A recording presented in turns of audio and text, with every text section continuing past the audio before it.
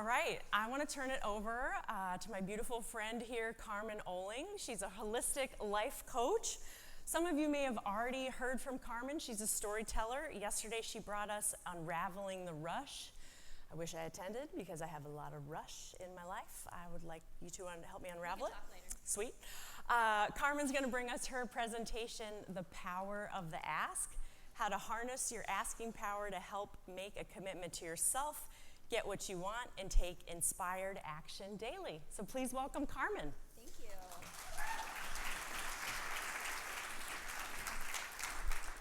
So first, is my mic on? Yeah? Oh, there we go. I come bearing gifts. All of you have this on your table. Did anyone have any cocktails last night? Maybe. So this is going to be your new best friend. This is Ultima Replenisher, and these are electrolytes. So you take the little stick packet, there's different flavors in here, and you add it to your water, and you mix it up, and you drink it down. Someone already has it. Yes, yes, yes. So please do enjoy these. These are for you to take with you. Let's just do our photographers here. Why doesn't everybody hold one up? And we'll just take like a photo op for the brands and say I sent these to us. Woo, woo, yeah. Okay, keep holding it up. We're still doing it. We're still going for it. Perfect. Thank you so much.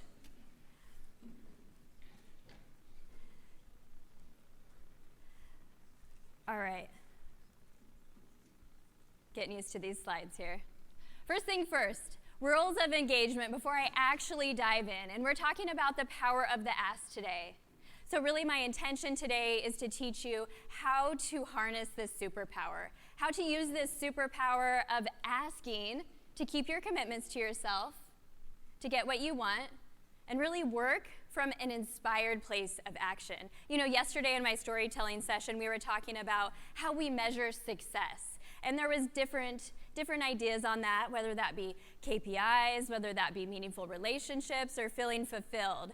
And I shared my measurement for success. And that's simply, am I waking up today with energy and enthusiasm?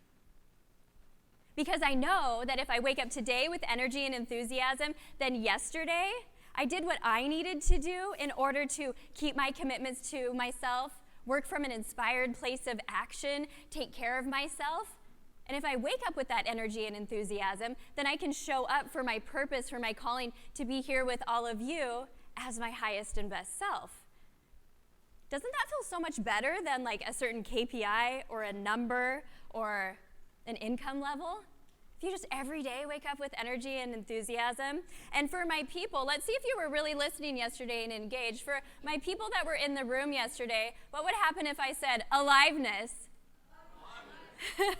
Yesterday, this was our anchor term. I'd say aliveness, then they say it back to me. So thank you. So rules for engagement. One rule, have a beginner's mindset. What is a beginner's mindset?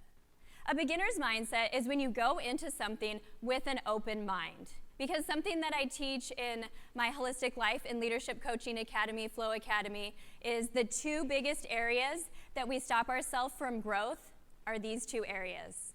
The first area is, this is not for me because.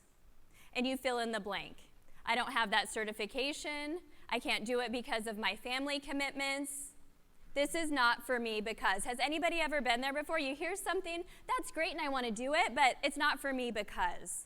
So having a beginner's mindset, we remove all of that. Now the second area, and the one that I see is most common, is the area where we say, oh, I already know this, I've heard this before. Raise your hand if you've ever told yourself that. I'm raising both of my hands because this used to be me. But now, the key here is we're constantly having information coming at us.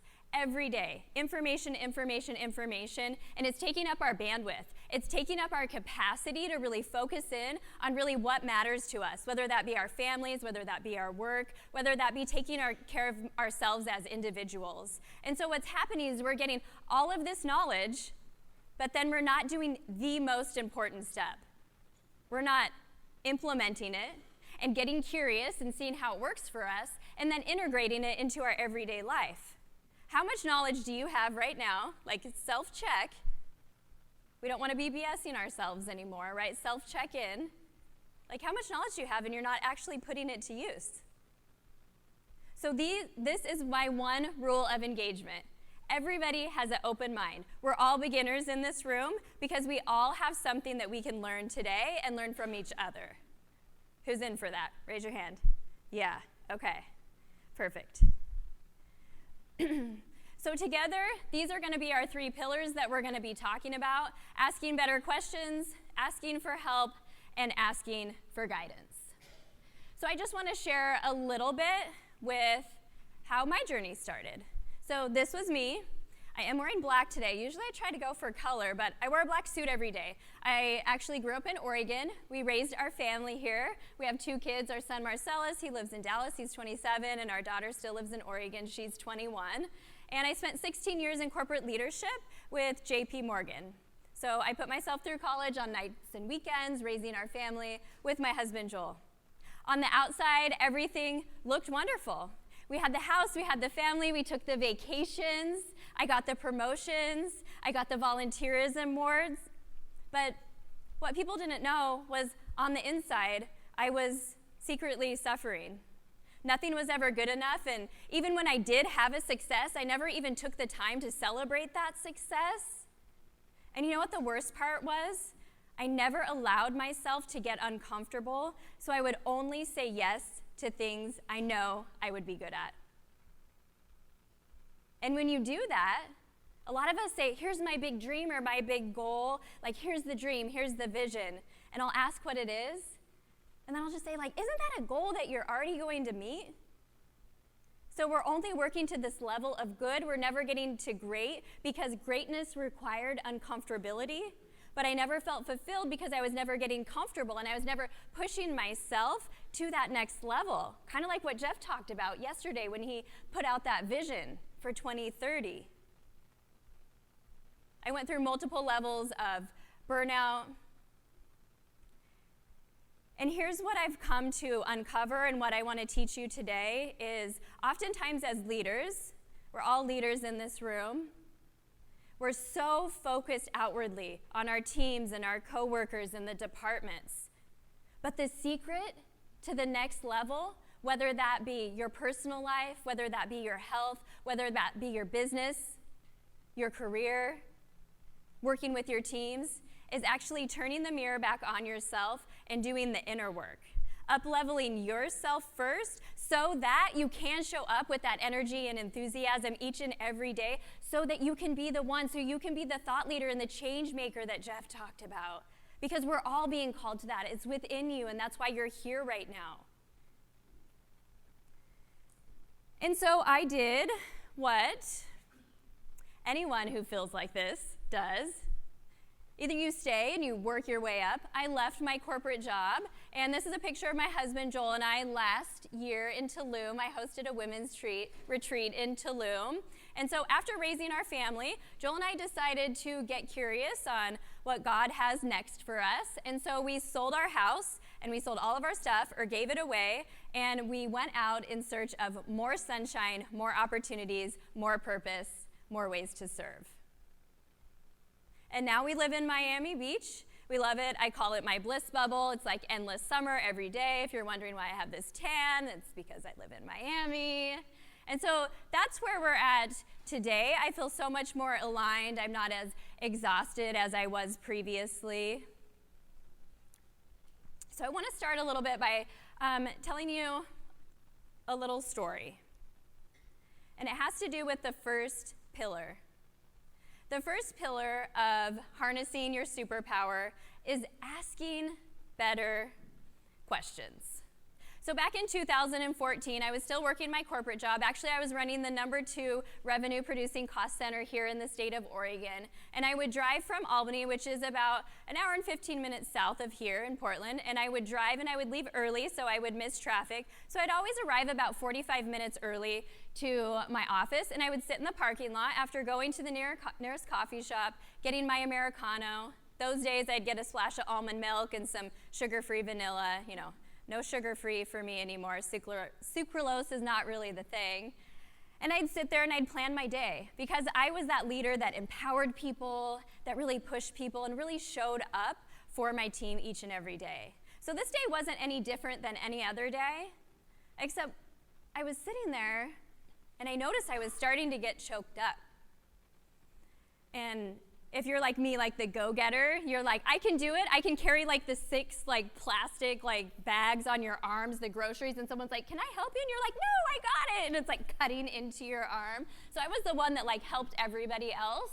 And so I'm sitting there and I'm getting choked up and the tears start streaming down my face and I'm like, what's happening right now?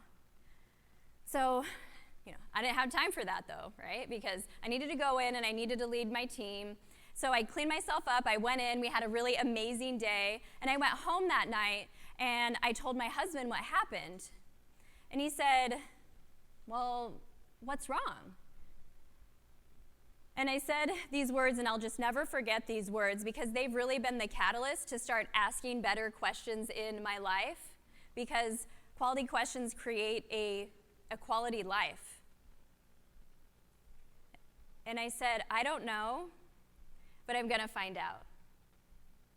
And so that was the beginning of my journey of asking myself better questions versus just sourcing my self-worth from all the accolades and the promotions and everything that I was getting. I started really digging in to what was inside. And so this is the first way that you start accessing this superpower that you have right now, is asking yourself better questions. And it begins to shift from things like, why is this happening to me, to what is this making possible? Do you see the difference there? It's seen through a lens of possibility versus not. Oftentimes we see A or B, good or bad. But when we see through a lens of possibility, instead of always showing up and playing defense in our life and expecting that something is going to go wrong, we can see through this lens of possibility and we can start playing offense in our life. Because guess what?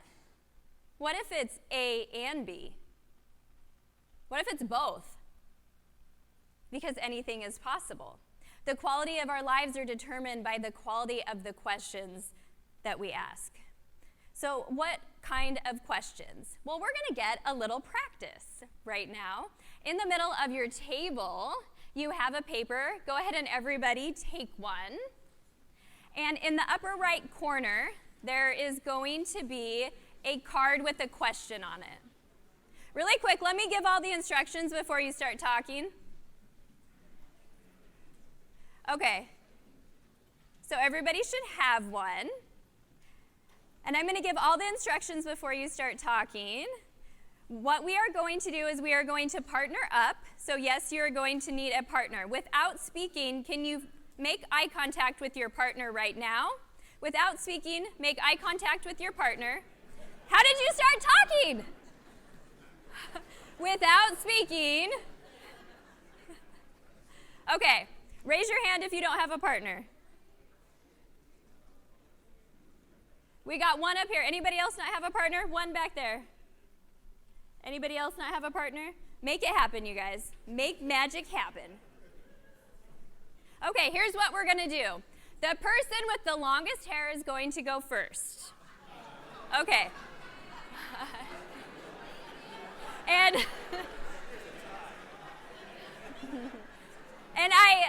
I'm assured that if it's a tie, you'll figure it out. So what the person is going to do, let me give the instruction really quick. You're going to love this. The person with the longest hair is going to look at their question, and I'm going to read it to my partner. Then my partner is going to proceed to talk and answer the question for a full 3 minutes. And me, the person with the longest hair, I'm not going to say anything. I'm just going to be fully present and available to listen to what they're saying. And then I'm going to tell you when to switch. So if you see me up here, I was going to do the clap that we've been doing, but you probably can't hear my clapping. So if anybody sees me up here with my hand raised, raise your hand. And once everybody's hand's raised, that means we need to be quiet because we're going to switch partners. So this is not only a lesson in asking better questions, but it's also listening when we're asking better questions. And you know what? If you run out of things to say, you just have to start sharing other random stuff about yourself, because you're talking for a full 3 minutes. Okay, so first person, Ask your question. Remember, you're only listening, and the other person is answering. Go. Okay, you can go ahead and switch. Ooh, this hands thing worked really good.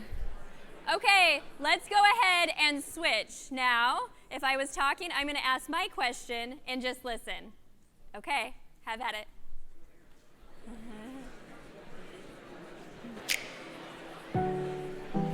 Okay.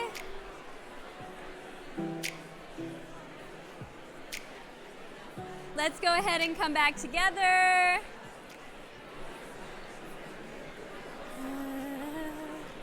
Okay, let's come back together.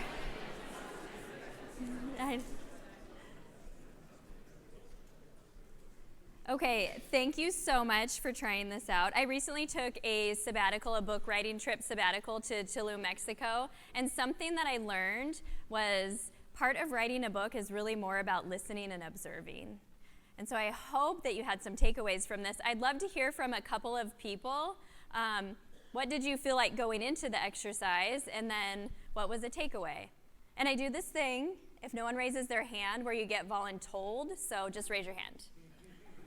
Over here. I think going in, I felt like it was going to be really hard not to like interject or like try to add on to something. Actually, it wasn't hard because you want to, just add on to the story or relate. And, So, but I felt like as it kept going on, it was just easier to just sit back and just become very immersed in the experience and the emotions that came out of just hearing somebody tell their story uninterrupted. How did that feel on the inside for you? Well, it was very emotional. Because I think, you're able to hear about things that just really hear and experience kind of what was being said. I love that. I hope everybody heard that. And I think the biggest thing that you said was we were so wanting to validate the other person through acknowledgement in our words, because often we're seeking that validation, but the experience was so much greater and more in depth and deeper because we weren't even saying anything at all. I'd like to hear from a couple more people. Back here. Yeah, I was surprised that I started off asking the question I was going to learn more about the other individual, right? And what I found out is that happened, but in addition, I learned more about myself. How so? Can you elaborate? The experiences that my partner was explaining to me, the things that I could relate to, and having that reflection was telling me, oh yeah, now I know how to think about that. I know what's going on. It might be all that empathy. It was definitely something that was fruitful for me, as well as getting to know I love that so much. And what I hear in that too is just this idea of often we think we're the only one, and so we don't speak up. Kirsty, you did the emotional intelligence is what I want to call it, but it was talking about our emotions using these cards in a storyteller session yesterday, and it was so impactful, and we realized like, oh yeah, you can have like these quote unquote negative emotions and positive emotions at the same time. Raise your hand if you, because you did that session yesterday, if you want to know more about that. Raise your hand. Yeah, so if you want to know more about that, talk to her. Like, amazing. And so we're more the same than we are different, right? And what if we slowed down a little bit and not only started asking ourselves better questions, but asked other people better questions? I was sitting at dinner the other night and I was just asking questions because I was genuinely curious, and someone goes, oh, I really like the questions that you ask. I could just listen to you all day. I'm like, well, I wasn't even talking. I was just listening. So here's some examples of questions that we can ask ourselves, because again, this is about us, right? This is about turning the mirror back on ourselves. So why is this happening turns to what is this making possible? Or what am I learning from this? Why can't I do this turns to who do I need to support me to make this happen? There's never enough time. Anybody ever ride that wave? Where can I let go to create space and capacity in my life? What's most important in this season of my life? Because you know what, we often carry things with us that are not meant to go with us to the next season. I should be doing more. No, the question is just learning. We want to zoom out of our life. We're not a judge of our life, and all too often we're judging ourselves versus just being a witness. Life is meant for us to show up. There's nothing wrong with you or me or life. It just is. And we're meant to show up and experience it all. So if we can shift from I should be doing more to did my actions match my aspirations today? And if the answer is no, great, what am I going to do tomorrow to make that happen? So that I can wake up with energy and enthusiasm. So that I can be my best self, for my family, for my coworkers, for everything in my life. The next pillar, asking for help. Who is rock star good at asking for help? Okay, I want everybody to notice there's like 4 hands up right now. Maybe it could be 3. It could be 3. Just because you can carry it doesn't mean that it's not heavy. We're meant to help each other. Who feels really good when they help somebody else? Freaking everybody. Everybody in this room is saying yes to that. So why do we feel like we can't ask for help for ourselves? So I want to take you back to my story. As I shared, my husband and I, after my moment in the car in 2014 and realized that I was leaving my corporate job where I was teaching and coaching, I was just teaching and coaching sales and marketing and leadership in a different way. And now I teach leadership and life skills and communication and all of that sort of thing. But we set off to be in search of more sun. I said, let's go to Scottsdale. My husband sweats vacuuming, so he's like, no. So we went to Colorado Springs, Colorado. And if you don't know, there's like over 300 days of sunshine a year in Colorado. Yes, you get the seasons and it snows, but it's so beautiful. Anybody Colorado here? Yeah. Okay, loved Colorado. We were there for 2 years. So letting go of control is really big, and that's kind of what you have to do when you ask for help, right? So I let go of control, and my husband and my son went and found our condo. We leased this condo. All I said, I want to be light and bright and open, and I want a balcony. He did that. So one day in our condo, when we have an open living room, kitchen, my husband's here on the couch. And I can see him from this desk base that I'm working at. So he's on the couch here, chilling, and I'm over here at the desk, and I can see him. And I'm working on our finances. And I'm just sitting there like stewing. What is he doing? He's not even doing anything. He always does nothing. I'm just working on these finances. Why am I always the one to do all of this crap? Anybody? Okay. So I'm like, ugh. So finally I'm like, you know what? I'm just not gonna bottle up my feelings. I'm gonna go tell him. So I walk out to the living room proudly and I tell him, you know what? You just need to help me with this shit. And he goes, and then I start crying, right? Because I'm like bottled this up and I say it like that and that's not my highest self and this isn't the right conversation. And he goes, oh, okay, well, I didn't know. You've never asked me for help. And I thought, well, shit. But still, I was in it, though. I was in it, and I was like, well, what else do you got, kind of thing, like still crying. And he goes, this was the kicker. Well, what do you need help with? And I said, I didn't even know. I didn't know what I needed help with. But I was so upset that I was working at it by myself and he wasn't helping me, and I was feeling resentful, but I never even asked for help. And we do that all the time. So here's some facts on asking for help, and I thought this was really big. In the blue there, it says a new survey said, as Americans, they pointed out that they don't ask for help in over half of them until it gets way too overwhelming. I can relate to that. 13% just never ask for help. I'm in this all alone. I'm not supported. If it's going to be done right, I have to do it myself. Some of you have probably said those things. 73% don't ask until they need it. 53% feel held back, like we're doing it all alone. But remember how everyone in the room said they love helping people? So why is this so hard? Why do you think this is so hard? Why don't you ask for help? Throw something out. Yell something out. Yeah, don't want to burden people. Stubbornness, pride. Yes, sign of weakness. That was a limiting belief that I held. Remember at the beginning, beginner's mindset is like, this is not for me. I'm not going to ask for help because it's a sign of weakness. What about you don't want to be turned down? You're scared someone's going to say no. We don't want to burden others, I think, is a big one. But remember, everybody's hand was up. Everybody wants to help because we feel good when we help another person. So asking for help, this is your permission slip to ask for help. And as you start cultivating this superpower of asking for help, of using the power of the ask, of asking yourself better questions, it gets easier and easier and easier. And a few tips on asking for help, though, is this.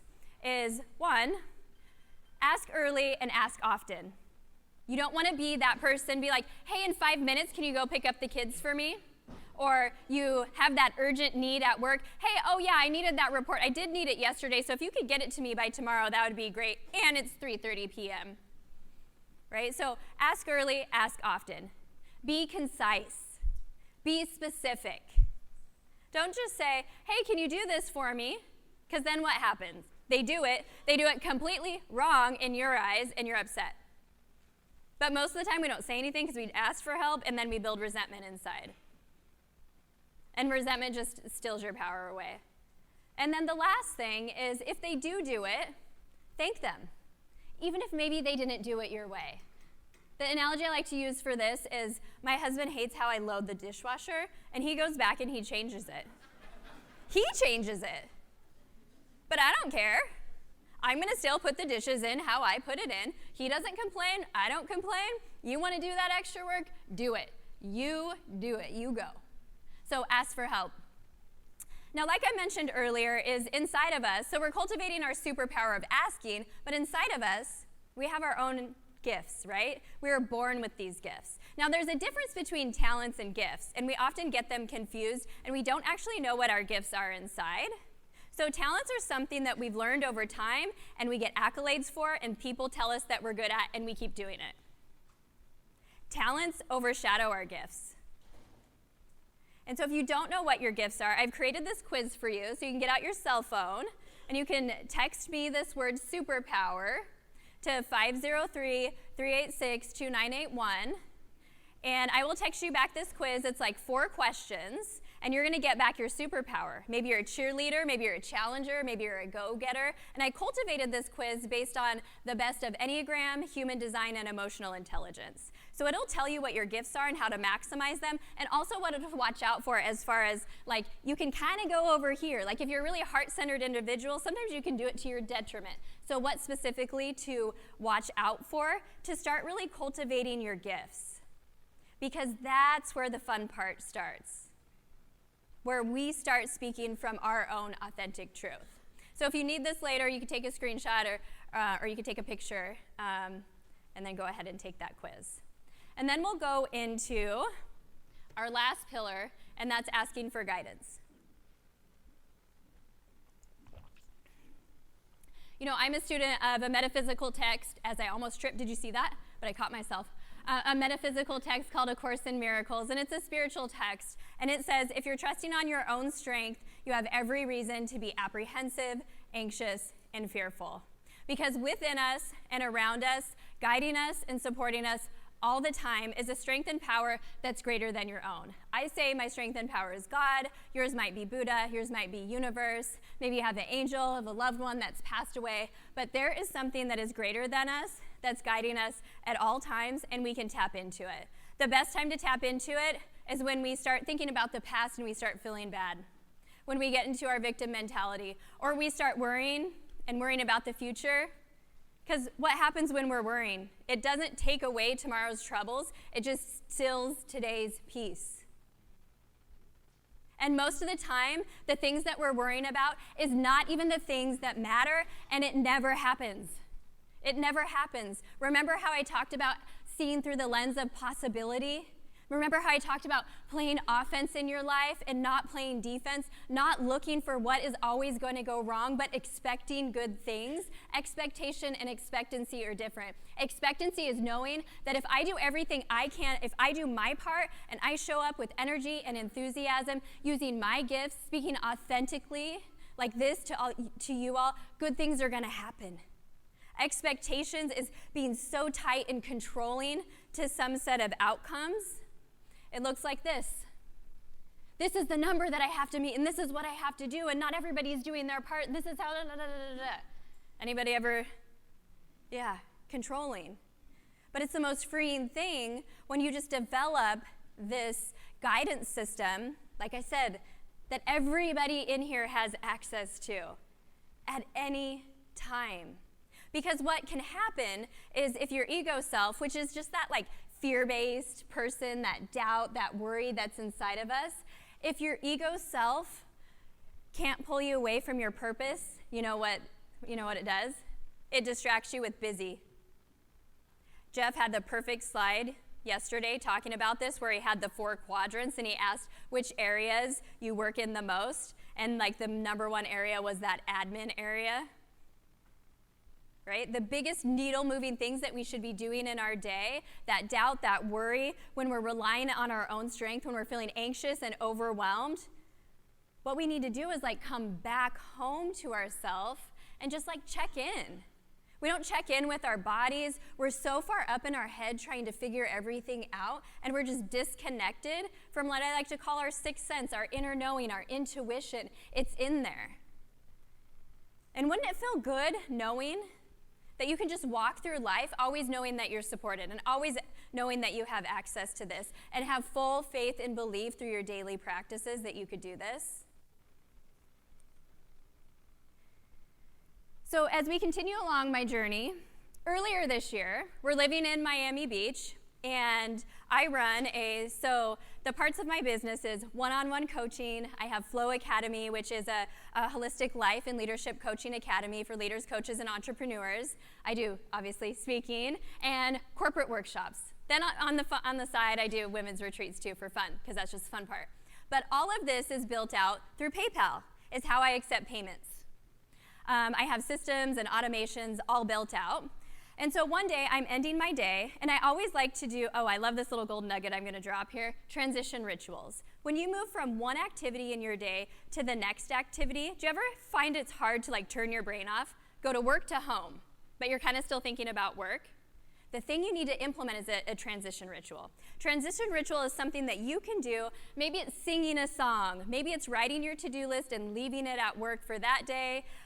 Maybe it's changing your clothes. Maybe it's going for a walk. Have a transition ritual where you can switch your energy.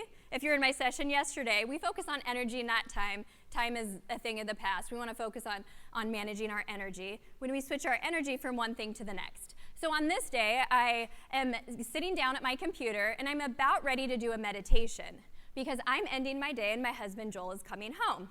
So I pull up my email, and I pull up this email. PayPal is how I make money, basically, is how the money comes in. Everything is built out for this to happen. Everything is reoccurring, and they hold on to some of my money. They tell me, oh, hey, Carmen, looks like you violated our user agreement, so you can no longer use PayPal. Oh, and by the way, the money that we have, we're going to keep that for 180 days, so we'll just let you know after that what you can do. And I thought, what the? And this is when, I call her Business B Carmen comes out, right? Like, you don't want to mess with me. I can figure out anything, and I have like a business mind like no other, so no problem. I get on the phone with PayPal. Never called PayPal before, never had a problem. Been using them for a decade.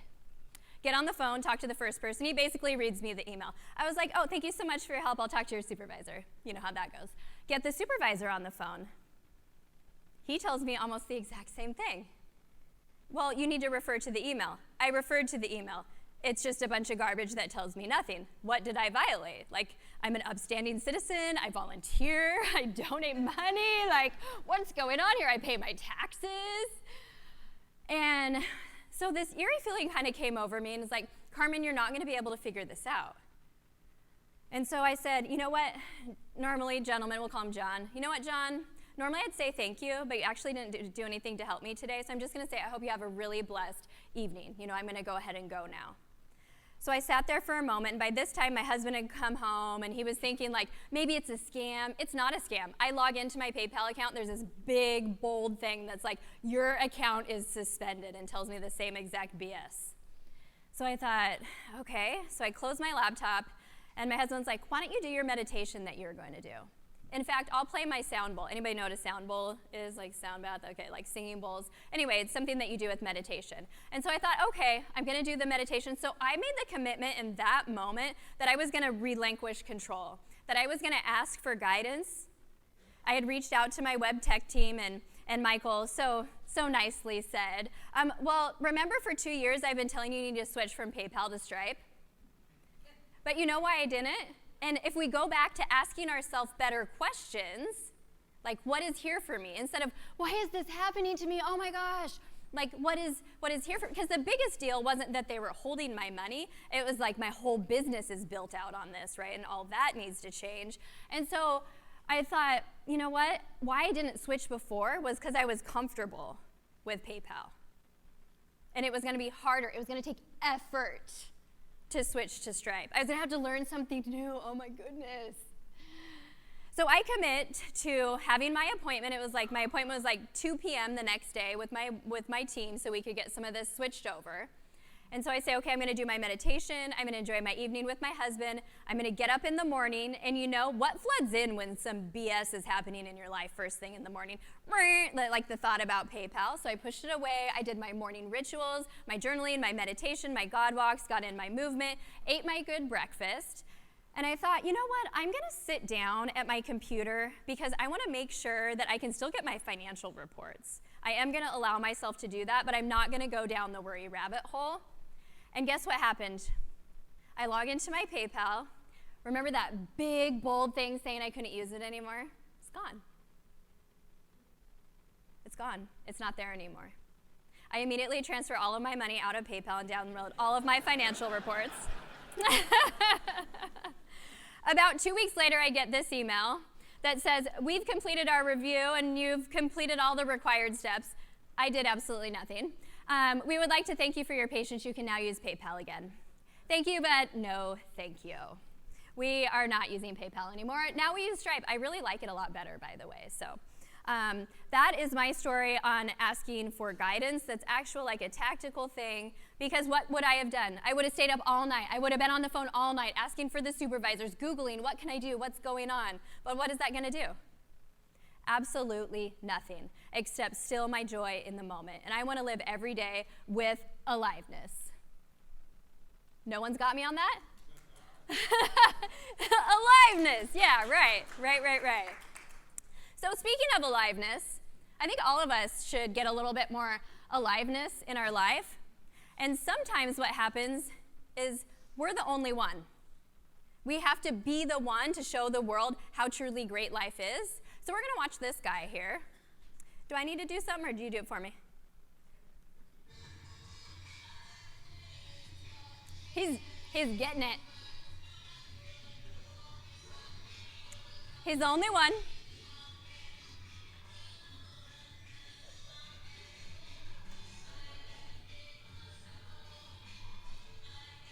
Oh, I like that move. Oh, he's got someone with him. One person.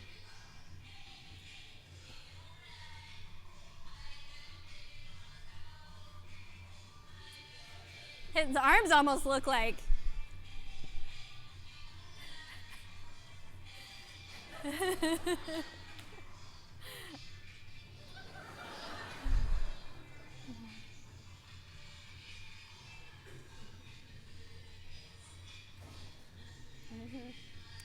He's still going.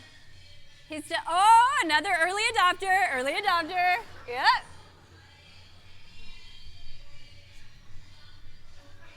Yep.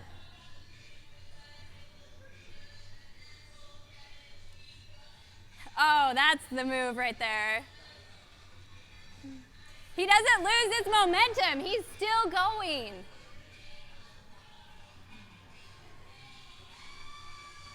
Woo!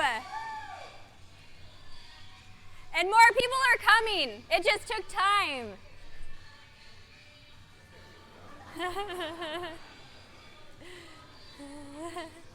And more and more and more and more people come.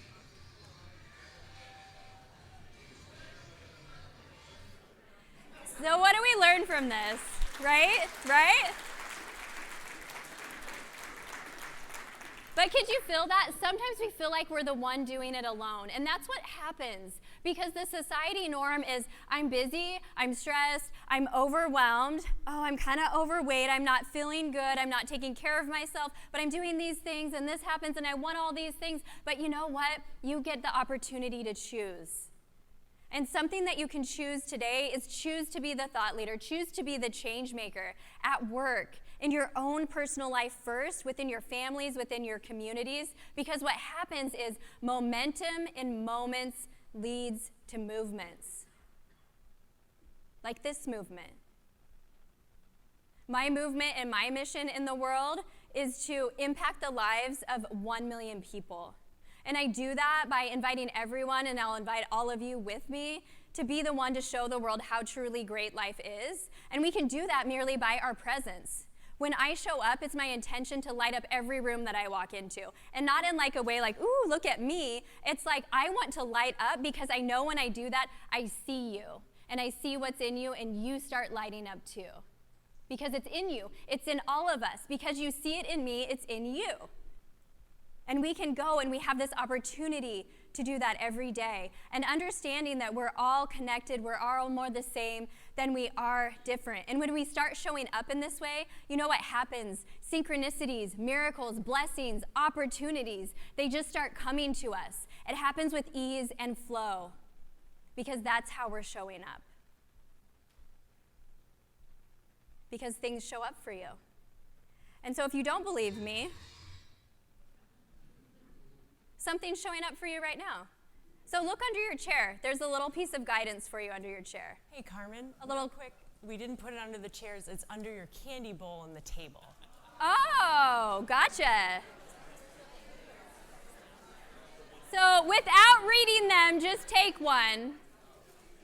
Excuse me. Without reading one, just take one out and pass the envelope around.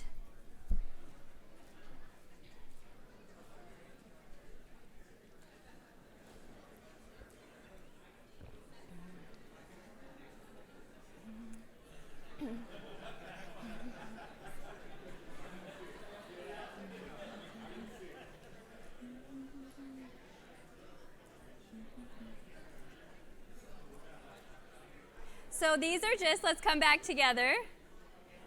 I just want to make sure everybody has a card. What happens often with cards like these is that we'll pull the card and it'll be the perfect card for that day. It'll be a piece of guidance that we need, or maybe we think like it's a message that we see and we're like, I'm not really sure how that's applicable to my day. This happens to me all the time. I'll get like a download or a message, I'll write it down in my journal, and then I'm working in my Flow Academy or I'm working with one of my clients, and I realize that message wasn't for me. That was a message I'm supposed to communicate to someone else. But it only works if we show up each day open, willing, and available with this beginner's mindset that we're open to receive. So I hope you got something today. Take it with you. We do this thing in my community where, you know when it's like you get something and you're like, whoa, I can't believe that happened? Anybody ever do that? Whoa, I can't believe that happened. We're going to change that. And I want you to join me in saying like, yeah, of course that happened. Thank you. More, please. Of course that happened. Thank you. More, please. I want more of this. I want more of this. Right? We want to attract that energy. So as I close with the power of the ask, it's about asking better questions, asking for help, and asking for guidance. I'd love an opportunity to connect with each of you. Of course, I've connected with so many of you today, and I've been sharing that I didn't know why I felt so called to come to this group, but now I know after being with you over the past 3 days, you're all engaged, you're connected, you want more from life, and you want more from yourself as well. And that's what I teach. I teach you how to turn the mirror back on yourself and become the best version of you so you can be the best in your career, in your business, in your family, in your health, in your dreams, and your goals.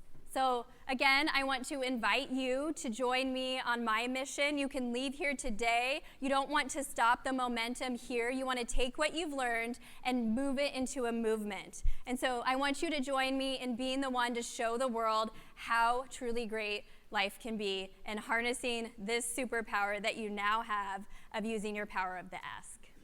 So thank you.